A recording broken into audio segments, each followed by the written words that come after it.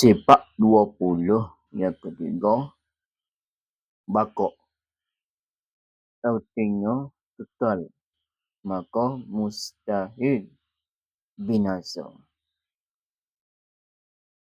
Dalilnya firman-Nya Allah Ta'ala, wa yabqa wajhu rabbika zul jalali wal ikram.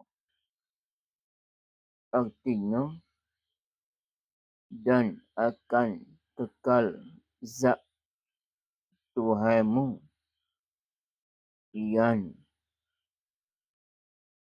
mempunyai kebesaran dan kemuliaan. Dan sepatutnya bagi orang mukmin, orang beriman yang beriktikad ia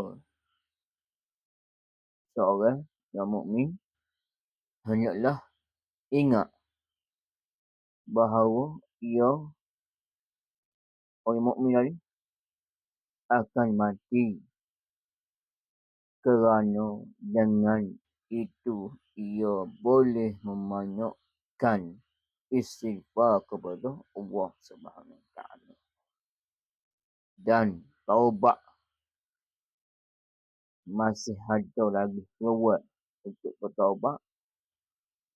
Pintu taubat masih buka. Allah Ta'ala beri pada dia, seseorang ni, hamba dia, Allah, peluang untuk bertaubat kepada Allah Subhanahu Wa Taala. Wallahu a'lam bishawab.